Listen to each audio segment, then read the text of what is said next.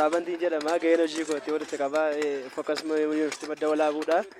Kan nuti asitti argamnee fi akkuma isin argaa jirtanii bara darbetti hojii namatti tolu hojii boonsaa hojjetaa turre. Hojiin hojjennu kunis immoo tola ooltummaadhaan gahee keenya ba'aa turre jechuudha. Gaheen keenya olaanaanii lafa kanarratti wanti nuyi waamamneef inni guddaan fakkeenyummaa gaarii taanee dhalootaaf bu'aa buusnee darbuudha.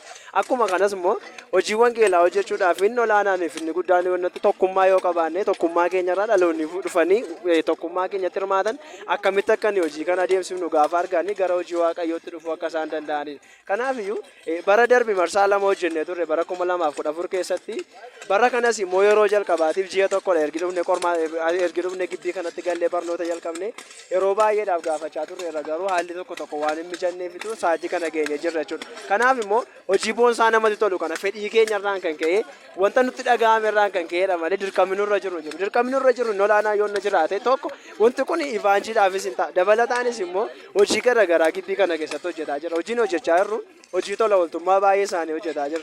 Fakkeenyaaf yeroo baay'eedhaaf kan hojjetamaa yeroo deddeebi'ee bara darbe milkaa'uu kan dadhabne hojii daabboo funaannannee rakkattoota ittiin gargaaru akkuma kanas illee hojiin tola ooltummaa keenya danuu isaaniiti kan argaman jechuudha. Mana sirra isaa deemnee illee hojii garaagaraa hojjetaa turre. Har'a kana garuu baay'ee hojii namatti toludha. Sababiin isaa dammaqinaan ijoolleen illee kaa'anii hojii kana hojjetaa jiru.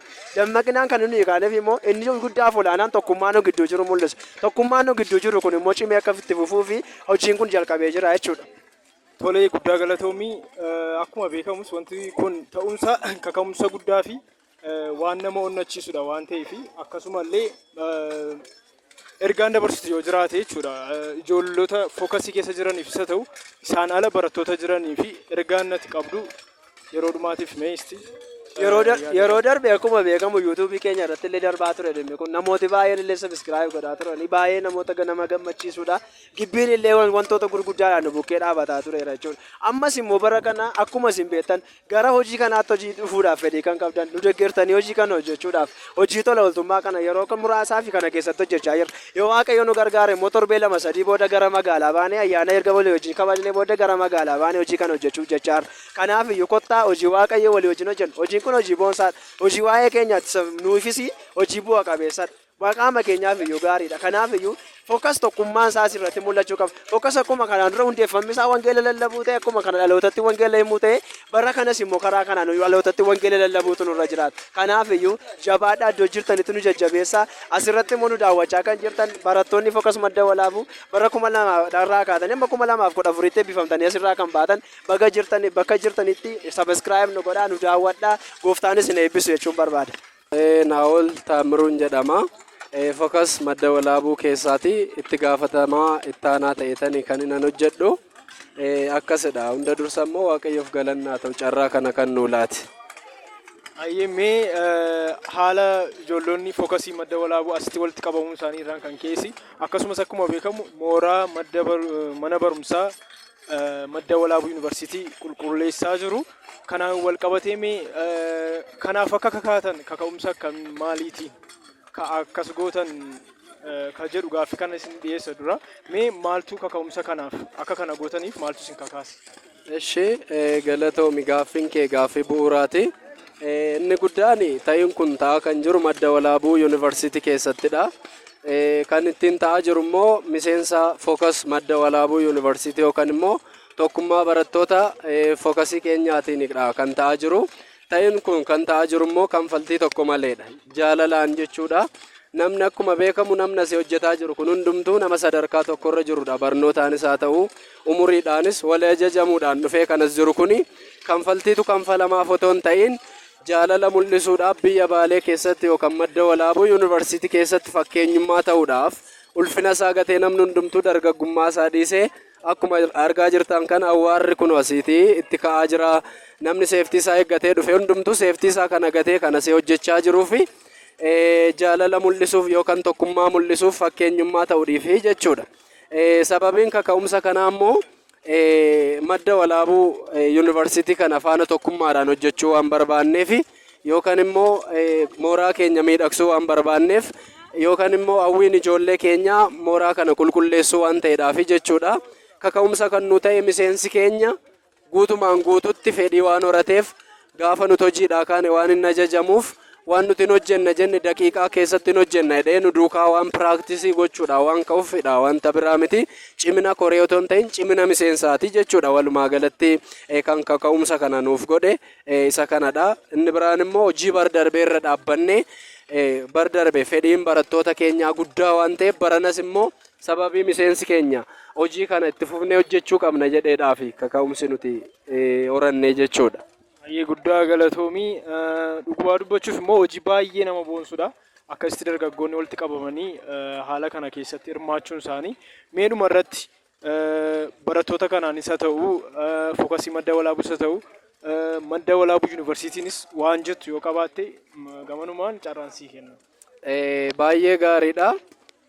Ani barattoota keenyaaf dhaamsina annaamu hojiin kun gaafa eebbifamnee baanillee as keessatti hafa otoo hin ta'in magaalaa keessa jirru yookaan biyya keessa jirru keessatti illee hojii hojjetamuu qabudha jechuudha. Isa kanaatiif bara kamillee biiroo kam keessa yoo jiraanne waajjira mootummaa kam keessa yoo jiraanne hojiis dhabnee yoo nama zim jennee jiraannus ta'e hojiin kun itti fufaa qaba. Hojiin fakkeenyummaa gaarii kun hawaasa keessa jirru keessatti illee gallee fakkeenyummaa kana mul'isuu qabnaadha. As qofaatti dhiifna otoo hin ta'in hawaasa keessatti dhalanne yookaan magaalaa keessa jiraachuudhaaf jirru keessatti illee hojiin kun itti fufuu qaba. Lafa jirtanitti hojii kana babal'isaa hojii kana hojjedhaadha kan hin annaamu barattoota keenyaa fi akkasumallee rakkatoota karaarra jiran akkuma hojii kana hojjechaa jiran karaarra akka kaasan amma danda'amaa ta'etti waan qabanirraa sheer godhanii rakkatoota akka gargaaran isa kanadha.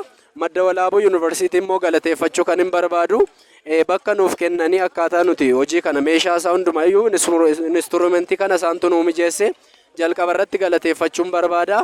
Gara fuulduraattis akkasumatti barattoota nuttaananii dhufaniif bakka kennanii waan barbaachisuun cinaa dhaabbatanii nuti gara fuulduraatti hojii gurguddaa hojjechuudhaaf jirra. Magaalaallee qulqulleessuudhaan waan jirruuf yaadaaf meeshaadhaan maallaqallee iddoo nu barbaachisutti nu cinaa akka dhaabbatan akkasumallee as qofaa miti namoonni iddoo biraallee jirtan namoonni waan kana laalaa jirtan irra teessanii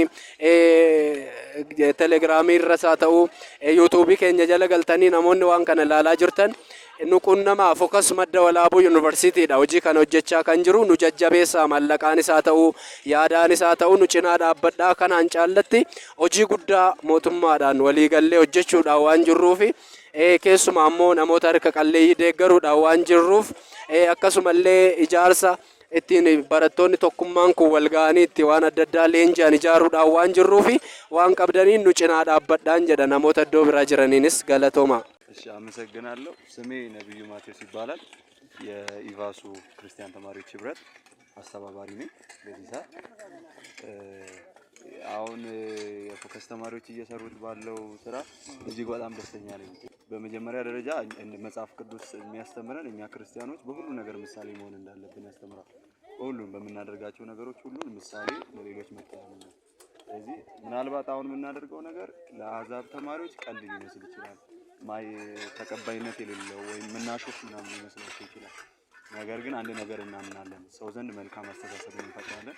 ሰው ጋር ጥሩ ነገር እንሰራለን። ከዛ በተጨማሪ እኛ የምንይዘው መጥረጊያ የወንጌል መጥረጊያ ነው። እኛ የምንይዘው መጥረጊያ የቃሉን መጥረጊያ ነው። ኖርማል ይሄ የሚታይ አይደለም። ምክንያቱም መጽሐፍ ሲናገር የሚታይ ነገር ሁሉ ከማይታየው ዓለም ይመጣል ይላል። ስለዚህ ማይታየው ዓለም ላይ በጸሎት የሰራነውን ነገር ነው የምናወራው። ስለዚህ አምናለሁ በዚህ ስራ ውስጥ እግዚአብሔር እንደሚኖርበት አምናለሁ። በዚህ ስራ ውስጥ እግዚአብሔር ካለበት ደግሞ ግቢያችን ላይ ይሄ ቆሻሻ ብቻ ሳይሆን ብዙ ነገሮች እንደሚሰሩና ተባረኩ። በጣም ወዳችኋለሁ። መጽሐፍ ቅዱስ ሲናገር ከነገር ከቋንቋ ከሁሉ ዋጅቶናል ይላልና ከሁሉ የተዋጀን ስለሆነን አንድ ነን ሁላችንም ለእግዚአብሔር መንግስት አብረን እንሰራለን። ተባረኩ። በጣም ደስ የሚል ስራ ነው። እሺ መቃን ኪያ ወንድማገኝ ግርማን ጀለማ ገሄን ሆጂ ኪያስ አስተባባሪ ዮካን ኮኦርዲኔተራ ጊቢቲ ቁልቁሌሰቱ ይላለቴ ጀቹዳ ያዳ ከኑ ዳፉ hojiin kun bara darbee jalqabame eebbifamtoonni bara darbee akkanatti hojjetanii hojii isaanis akka lafa naafne xalayaan hojii toltummaan kennameefii jira. Gibbiidhaafus barattootaafis hojiin kun bareeda. Kanaaf akka itti fufuu jennee turree kanan dura bara darbee ammallee baranatti fufee baranas jalqabamee jira. Wanni deeggaramuu qabu, wanni gargaaramuu qabu hojii bareedaadha. Gibbiifis barattootaafis imeejii gibbii imeejii barattoota jijjiiruufis waan gaarii waan bareeda waan ta'eef kan deeggaramuu qabuun jedhee yaada kiyya. Baay'ee galatooma. Mee fookasii madda walaabuutiin waan jettan yoo jiraate ijoollota akka kanatti qindeessanii haala kanaan fedha isaanii ba'aniin waan jettan yoo jiraate carraasanii kenna. Amma fedhiin kun barattoota bira dhufee barattoota eebbifamtoota waggaa dabreeraa dhufee fedhiin kun barattoota irra dhufuun isaa baay'ee bareeda. Kanaan dura waan hin baratamneef gibbiirraan dhufne barattoota irra dhufee kanaaf hojiin kun fedhiin kun itti fufee isinirra waggaa isin immoo barattoota eebbifamtoota waggaa dabreerraa muuxannoo fudhattanii barana itti fuftanii barattoonni immoo yookaan eebbifamtoonni waggaa dhufu immoo isinirra muuxannoo fudhatee kun itti fufiinsa qabaatee hooreedhaan dhaabatee of duraa cimee itti fufuun qaban jedha. Maqaan koo kaampaas poolisii Tasfaayee Alamuu Maaruun jedhama. Yaa'u wanti barattoonni dhageessisaa jirtan yookiin immoo wanti raawwachaa jirtan waan baay'ee namatti tolu. Barataarraa akkuma beekamu wanti inni eegamu jalqaba irratti kaayyoof karoora isaa beekuudha. Kaayyoof karoora isaa akkuma beekamu kaayyoof karoora isaatirraan kan hafe duula qulqulleessuu mooraa mana barnoota isaa baay'ee akka nama hawwatuu fi wantoota adda addaatiin manni barnoota isaan akka hin qoshaashofne waan gaarii gochuutti jira. Gama kootiin wanti natti dhaga'amu kana sirriirraan eegne tureeyyuu tarii wanti isin hojjechaa jirtan waan baay'ee bareeda waan barattoota boru dhufuufillee isinirraan illee mootu waan gaarii ta'uusaa namatti dhaga'ama. Kanaafiyyuu akka maqaa kootii fi akka maqaa mana barnootaatti guddaan isin galateeffachuu barbaada. Bifuma kanaan itti fufa jaalalli keessanii fi tokkummaan gara fuulduraalleen akkanumatti itti hafuuf jechuu barbaada. Kanaafiyyuu galatoomaa kaayyoof karoora keessaniin jabaadha isiniin jechuun barbaada. Tole, maqaan koo Seenaan jedhama. Kan asitti argamneef immoo mooraa madda walaabuu yuunivarsiitii qulleessuu fi garee ijoollee fookas madda walaabuutiin qindoofneeti. Baay'ee gaariidha. Mee kaayyoo fookas madda walaabuu akkasitti ijoollee kana hirmaachisuusaa fi akkasumas immoo ijoollota akkasitti fedhii isaaniif ofii keerraa kaatee haala kana keessa jirtaniif waan jettu yoo jiraate. Tole, carraa kanatti fayyadamee ijoollee fookas madda walaabuutiin teenkiyuu galatoomaa jechuun barbaada. Annaa carraa kanatti fayyadamanii hojii akkasii boonsaa akkasii hojjechuun baay'ee namatti tola. Sababiin isaa hojii waaqayyoo durattis fudhatama qabudha. Kanaafiyyuu baay'ee natti tola, galatoomaa jechuu barbaada. Maqaan koo Yerusaalem Iliyaas jedhama. Eebbaasudha. Gaheen tajaajila kootii aartii keessan tajaajila. Ijoollee kanaan immoo baay'ee eebbifamaa, baay'ee namatti tolchu. Waaqayyoo dabalee daddabalee isin eebbisu jechuun barbaada. Ijoollota iddoo biraa jiraniin akkasumas garee kan biraa keessa jiraniis waan jettu yoo jiraate namoota kanaan ala jiranii jechuudha. Gara hojii kanaatti akka isaan dhufaniif yaadati qabdu yoo jiraate isin gaafadha. Manni abbaa keenyaa hundumaaf banaadha. Jechuun waan yaadda ta'e hin qabu. Qomoo maal hin jedhu. Hundumaa fi walqixa gatii ta'ee fi kottaa nu duukaa hojjedhaa jechuun barbaada. Baay'ee galatoomi guddaa yeroo kee waan nolaatteef. Galatoomaa. ስሜ አዋስ በዳሰው እባላለሁ። የመደ ወላቡ ዩኒቨርሲቲ ተማሪ እና የፎከስ መደ ወላቡ እዛ ነኝ የማመልከው፣ እዛ ነኝ ከልጆች ጋር ህብረት ማድረገው። ያው ዛሬ የመጣ ነው እዚህ እንደምታየው ከወንድሞቻችን ጋር ግቢ እያጸዳን ነው።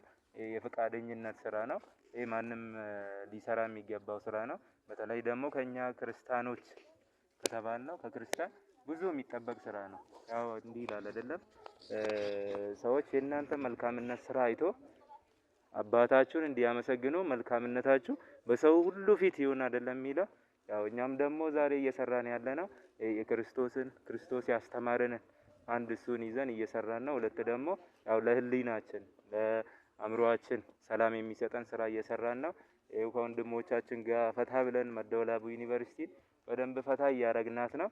ያው ስለ ሁሉ እግዚአብሔር ክብሩን ይስጥ።